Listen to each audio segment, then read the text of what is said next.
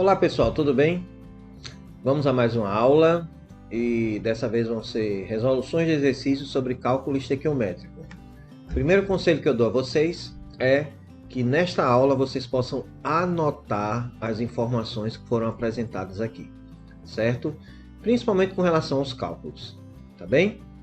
Vamos lá então? Bem, nesse caso aqui eu não vou fazer todas as questões, tá? Mas eu vou fazer algumas que são importantes e aí vocês vão tentando as outras e podem tirar suas dúvidas. Mas vamos lá, questão 1, nada melhor do que uma questãozinha do Enem, não é isso? Então olha só, o esquema ilustra o processo de obtenção do álcool etílico a partir da cana-de-açúcar. Então ele diz aqui, ó, 1 tonelada da cana-de-açúcar, aí vem a garapa, melaço, e produz aqui, pessoal, ó, 70 litros de etanol, certo? Eu vou aproveitar e usar essa canetinha aqui vermelha. 70 litros de etanol. Beleza. E aí ele diz assim, em 1996 foram produzidos no Brasil 12 bilhões de litros de álcool. A quantidade de cana-de-açúcar em toneladas que deve ser colhida para esse fim foi aproximadamente. Então ele quer saber o quê? Para que seja produzido 12 bilhões, tem que saber qual a quantidade.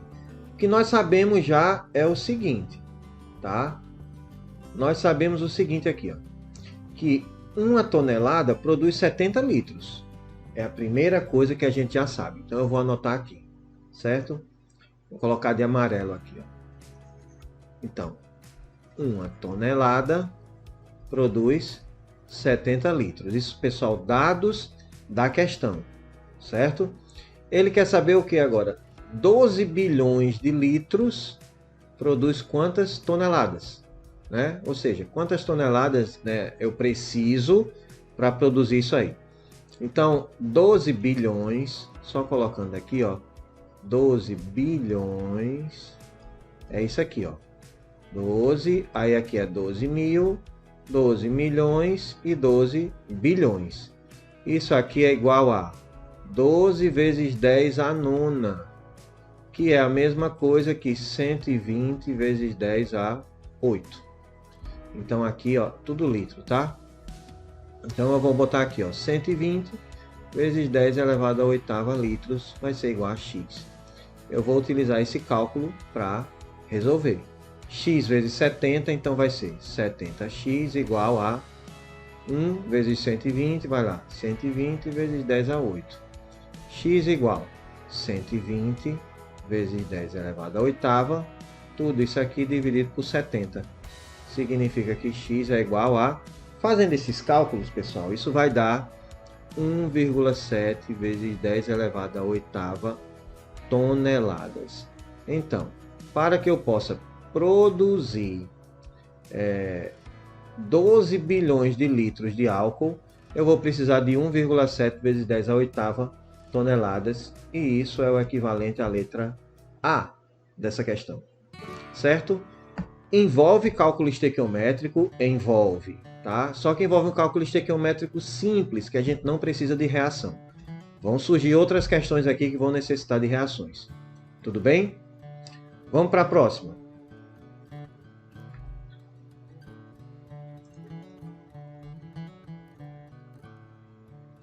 Próxima, questão 2, né, que eu decidi escolher para fazer, ela vai falar o seguinte.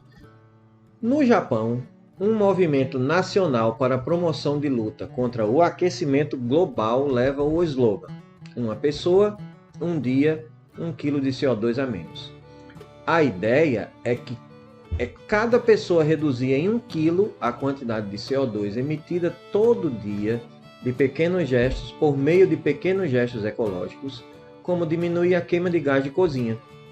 Considerando um processo de combustão completa de um gás de cozinha, composto exclusivamente por butano, C4H10, a mínima quantidade desse gás que um japonês deve deixar de queimar para atender a meta diária, apenas com esse gesto, é de... Então, pessoal, combustão completa, tá? Vou colocar aqui, ó. combustão completa é C4H10, tem que ter sempre oxigênio, que vai formar, para a combustão completa, forma CO2 e água. Toda vez é assim, tá bem? Para a combustão completa. Perceba que essa equação não está balanceada, ó. 4, aqui só tem 1, então, ó, 4. 10, aqui só tem 2, então 5. Vamos ver o resto. O2, aqui vai ter 4 vezes 2, 8, 5, 13. Então aqui vai ficar 13 sobre 2. Mas ele quer saber o quê? Ele quer saber qual é a quantidade mínima, aqui ó, a massa, né? E isso aqui é dado em quilo, de CO2, de C4H10, para produzir quanto a quantidade mínima? Ó, a ideia é que cada pessoa reduz em 1 kg, então para produzir 1 kg de CO2. Aí eu já apresento o seguinte para vocês, olha. As moléculas envolvidas é do butano, C4H10 e CO2. As outras, pessoal, elas não entram para o cálculo. Só vou me preocupar com essas, certo? Primeira coisa que eu tenho que observar aqui é a quantidade em mols de cada um. Quando não tem nada é 1. Então vai ser 1 mol de C4H10 forma, ó, 4 mols de CO2. E ele já deu até as massas, ó, CO2 44, C4H10 58. Então 1 mol vai ser 1 vezes aquele valor que está lá, 58 gramas. E aqui 4 vezes 44 gramas. Calma que a gente vai usar esse 1 kg que está aqui ainda, tá? Então 1 vezes 58, 58. 4 vezes 44, então 176 gramas. Ele diz o seguinte: na reação, 58 gramas de gás butano produz 176 gramas de CO2. Mas ele quer saber o que aqui? 1 kg, né? Então, 1 kg tem 1000 gramas. Então, para produzir 1000 gramas de CO2, quanto é que precisa de gás butano? Certo? Aí, ó, X vai ser igual a quê? 58 vezes 1000 dividido por 176. Significa dizer que X, fazendo os cálculos aqui, ó, vai dar 329, aproximadamente, né? 0,54 gramas. Isso aqui, transformando em quilo, aproximadamente igual a 0,33 quilos, certo? Então, é o que necessita aqui para se produzir cada pessoa. A meta diária é produzir 0,33 quilos, né? É utilizar, quer dizer, apenas 0,33 quilos do gás butano. Ok? Então, pessoal, qualquer dúvida, aconselho vocês a voltarem à questão, analisarem direitinho, para que vocês possam compreender. Novamente, anotem essa questão, tá? Hoje eu não vou fazer todas, porque envolve muitos cálculos e pode confundir vocês. Vou fazer algumas que eu considerei principais aqui, e vocês podem tentar as outras, e fiquem à vontade para esclarecer com perguntas. Tudo bem? Vamos para a próxima escolhida? Então, a próxima foi a questão 4, certo? Eu vou ler aqui para que vocês possam compreender. O flúor é usado de forma ampla na prevenção de cáries, por reagir com a hidroxiapatita, que é essa fórmula aqui, presente nos esmaltes dos dentes. O flúor forma fluoroapatita, um mineral mais resistente ao ataque ácido decorrente da ação de bactérias específicas presentes nos açúcares das placas que aderem aos dentes. A reação da dissolução da hidroxiapatita é essa aqui, ó. CA10PO4,6 OH2, que é a hidroxiapatita, mais 8H+, que é o íon, formando 10CA2+, mais 6HPO4, 2-, mais 2H2O. Ele quer saber o quê? e deu as massas molares da hidroxiapatita, daqui desse outro e do cálcio, certo? Supondo que o esmalte dentário seja constituído exclusivamente por hidroxiapatita, o ataque ácido que dissolve completamente 1 mg desse material ocasiona a formação de aproximadamente quantos miligramas de íons totais? Beleza, vamos lá, deixa eu só posicionar tudo aqui direitinho. E aí nós vamos iniciar a questão. Então eu vou colocar aqui de amarelo, questão 4. E aí, pessoal, a primeira coisa que eu vou fazer é anotar a reação aqui, tá? Deixa eu ver se eu consigo colocar pequenininho, né? PO4, 6OH2 mais 8H mais, formando 10Ca mais, 2 mais, né? 2 mais 6HPO4, 2 menos, mais 2H2O. Passou um pouquinho, mas dá para ver, né? Beleza, aí a gente vai colocar aqui, pessoal, a quantidade de que foi formada aqui, olha só. Massa aqui, ó, 1004. Aqui foi formado 1004 gramas. Aqui, hidrogênio é 1 vezes 8, 8 gramas. Cálcio é, tá lá, 40 vezes 10, 400 gramas. Eu estou multiplicando aqui, ó, pela quantidade em mol, que é coeficiente estequiométrico. Esse outro, hidroxifosfato, 96 vezes 6. 96 vezes 6 dá 576. E água, aqui, ó, 18 vezes 2 dá 36 gramas. Tudo aqui em gramas, certo? Primeira coisa, aqui, ó, vou colocar somatório das massas de íons totais. O que é que eu vou fazer? Somar 1004 mais 8 mais 400 mais 576 mais 36. Esse valor que eu anotei aqui vai dar 1988 gramas. Depois, somatório das massas dos íons produzidos. Quem é? Cálcio, hidroxifosfato. Aí esse somatório vai dar o quê? 400 mais 576, que dá 976 gramas. Vou transformar isso para miligrama. 0,976 miligramas. Porque é isso que ele quer aqui, né? Em miligrama. Beleza. A massa da hidroxiapatita. É igual 1004. Toda vez eu erro. Vamos lá. 1004 gramas. Isso aqui vai dar 1,004 miligramas. É o que a gente vai precisar para os cálculos, certo? E aí é o seguinte, olha. 1,004 miligramas da hidroxiapatita, eu não vou anotar, o número é grande, né? Vai produzir 0,976 miligramas de íons, que é o cálcio e o hidroxifosfato. Só que ele quer saber em quanto? Ele quer saber apenas em 1 miligrama, certo? Então, 1 miligrama vai dar X. Aí, ó, aqui, ó, meios pelos extremos, vai ser o quê? X é igual 0,976 sobre 1,004. Isso aqui, pessoal, eu vou colocar de vermelho, que vai passar aqui, vai ser igual a aproximadamente 0,97 miligramas. Isso é a letra D. Então, 0,97 miligramas de íons totais foram produzidos nesta situação.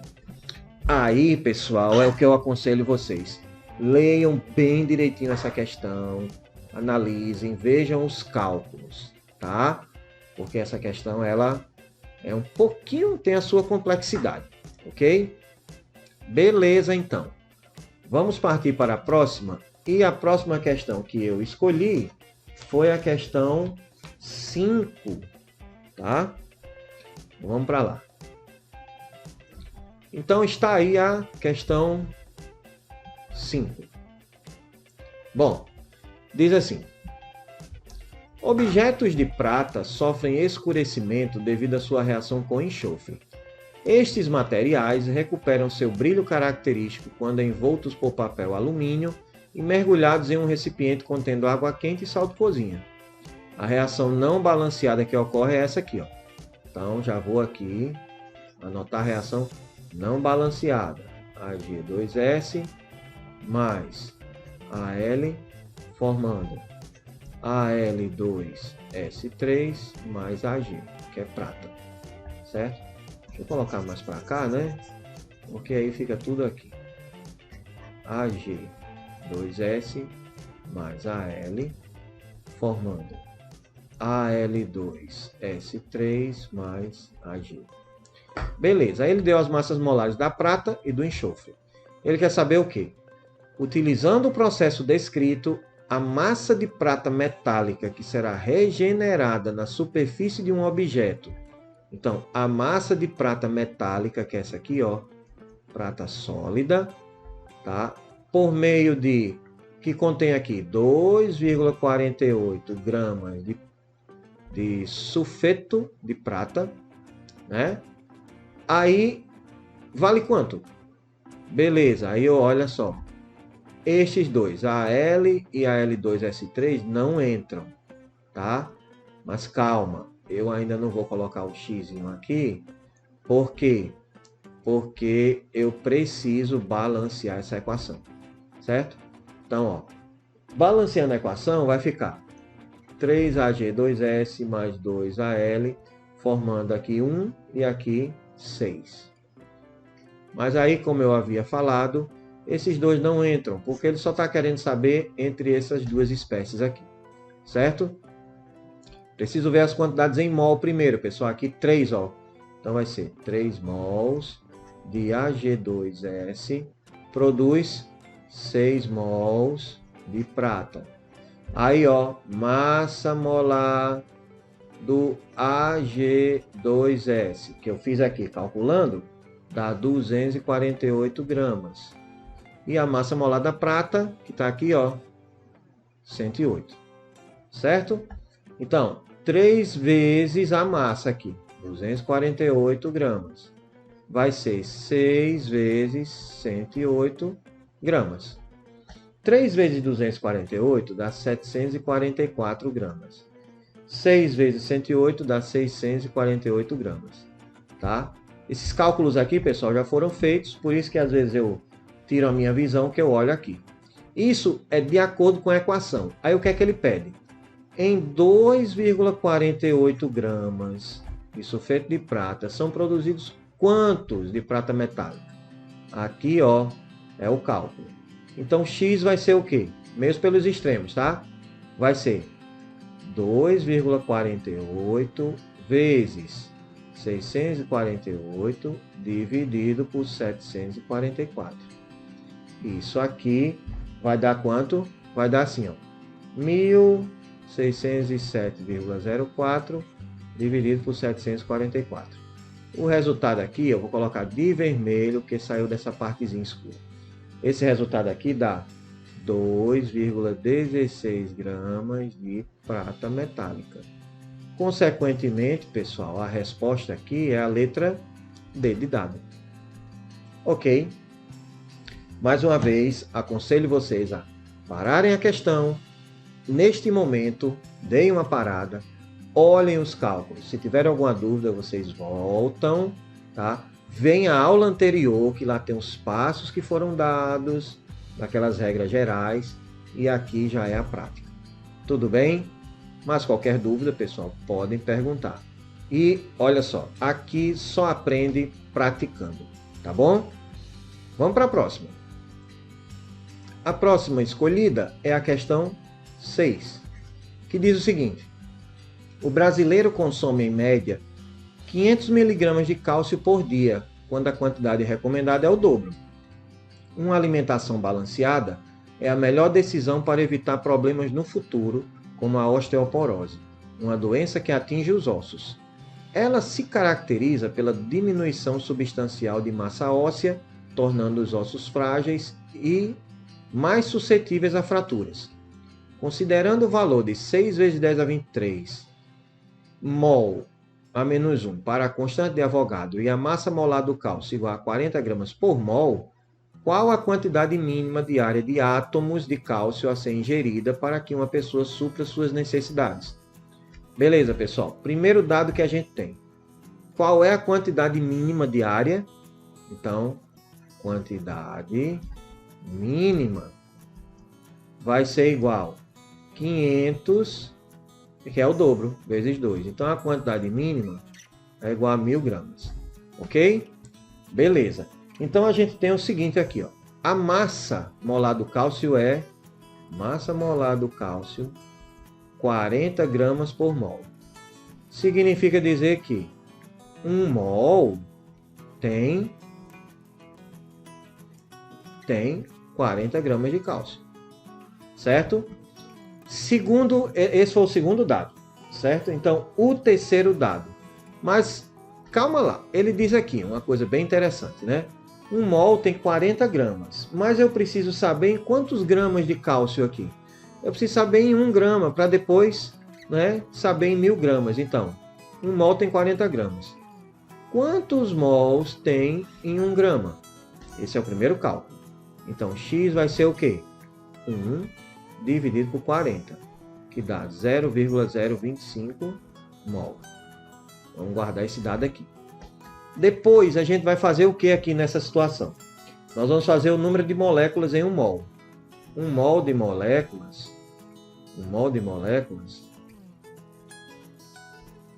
tem 6 vezes 10 a 23 moléculas, que é como ele disse aqui, ó, certo? Nesses dados. Aí, beleza, em 1 mol, mas eu quero saber em quanto? 0,025 mols apenas, né? Aí vai ser, ó, Y, ok? Aí, beleza. Antes de eu fazer esse cálculo, eu vou mostrar para vocês o seguinte, aqui, ó, aqui na verdade é 500 miligramas, aqui 1000 miligramas. 1000 miligramas é igual a 1 grama. Então, esse 1 grama aqui é a quantidade necessária que eu preciso aqui, certo? Quantidade de cálcio, veja, em 1 mol tem 40 gramas. Eu quero saber só em 1 grama, como eu havia falado antes. Por isso que dá essa quantidade. Em 1 grama diário. Em 1 grama diário é 0,025 mol. Certo? Aí agora, 1 mol de moléculas tem 6 vezes 10 a 23. 0,025 tem Y. Y vai ser o quê? 0,025 vezes 6 vezes 10 a 23. Fazendo esses cálculos, pessoal, eu fiz aqui, deu 1,5 vezes 10 elevado a 22 moléculas. Eita, ó. Só um instantinho. Então, ó. Moléculas. Certo? Então, a resposta é essa daqui. 1,5 vezes 10. Vou colocar aqui de vermelho. 1,5 vezes 10 elevado a 22. Recapitulando, tá? Vamos lá. A quantidade mínima diária são o dobro de 500 miligramas. Como fala a questão aqui, ó. 500 miligramas é o dobro. Então, 1000 miligramas que é igual a 1 grama. A massa de cálcio são 40, que eu até coloquei 4 aqui, né?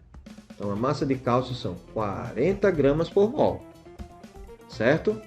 Então, em 1 mol tem 40 gramas. Em 1 grama apenas, que é a quantidade de cálcio que eu preciso por dia, tem 0,025. Aí, em 1 mol de moléculas, tem 6 vezes 10 a 23, que está aqui. Só que eu não quero saber em 1 mol, quero saber apenas em 0,025, que é o equivalente a 1 grama. Isso tem Y. Aí agora eu pego 0,025, multiplico por 6 vezes 10 a 23 e vai dar esse valor, 1,5 vezes 10 elevado a 22. Tá bem? Então, o passo a passo, pessoal, vocês podem parar, podem voltar o vídeo, ou então deem uma parada, compreendam, tentem fazer novamente. Garanto que vocês vão compreender. Tá bem? E aí, nós vamos para a última questão que eu havia escolhido, que envolve uma reaçãozinha química aqui também, tá? Para que a gente possa trabalhar esse conceito aí das reações, que é a questão 10. As outras eu aconselho você a realizar essas questões, tá? E qualquer dúvida, já sabe. Então vamos lá. Questão 10. Ele diz: o cheiro forte da urina deve-se principalmente à amônia, formada pela reação química que ocorre entre ureia, CO, NH2, e água. Então a reação é essa aqui, ó, que está aqui. CO, NH2 mais H2O, formando CO2 e água. Certo? Aí ele diz: o volume da amônia, medido na CATP, cuidado, não é CNTP, condições ambiente de temperatura e pressão, formado quando 6 gramas de ureia reagem completamente com água em litros. Ele quer saber qual o volume de amônia. Né? Aqui é NH3, né? Eu já misturei tudo, né? H2O não. 2NH3. Parte boa que já está balanceado. O volume aqui, certo? Beleza. Então, já que ele quer saber desses detalhes, esses dois não precisam. Então, a gente já não se preocupa. Preocupa-se só com a ureia, que é a primeira que está nos reagentes, e a amônia, que está nos produtos. Ele dá o valor do volume molar, ó. O volume, ó, 25 litros por mol. Significa dizer que em cada mol tem 25 litros. Primeiro eu vou achar as quantidades em mol, pessoal. Aqui, ó, na ureia tem 1, então vai ser 1 mol de ureia, CONH2, vai formar 2 mols de amônia. Aí, ó, massa molar eu preciso? Massa molar eu preciso somente da massa molar da ureia. Massa molar é 60 gramas, tá? Então vai ser 1 vezes 60 gramas. Vai formar 2 vezes o quê? Aqui não é em litro que ele quer saber? Já coloco aqui o volume molar, ó, 25. 1 vezes 60, 60. 2 vezes 25, 50. Ai, professor, e pode relacionar grama com litro? No cálculo estequiométrico dá super certo, tá? Não se preocupem com isso. Mas ele quer saber em 60 gramas? Não. Ele quer saber em 6. 6 gramas, isso aqui vai ser X. Veja que daqui para cá, pessoal, é 1/10, né? Divido por 10. Consequentemente, aqui também, tá? Divido por 10. Isso aqui faz parte de uma lei chamada Lei de Proust. Se aqui diminui 10 vezes, aqui também diminui 10 vezes. Consequentemente, X vale 5 litros. Rapidinho essa foi, né? Mas por causa desse artifício, dessa lei que ajuda, tá? Então aqui, ó, letra E. Ok, pessoal? Então, essa questão você relaciona massa com volume. E dá certo, não precisa converter os dois para massa ou os dois para volume. Tá bem? Um lado tem que ficar em massa, o outro lado tem que ficar em volume. Não pode misturar. Ok? Com isso, nós terminamos as nossas questões para hoje. Então, o que vocês acharam? Um pouquinho complicado, né? Mas eu aconselho, mais uma vez, vocês a anotarem tudo e tirem suas dúvidas, tá? Com a prática, vocês começam a compreender. Cálculo estequiométrico não é tão difícil assim. Mas uma coisa importante, cai muito no Enem. Veja que nós fizemos várias questões aí do Enem.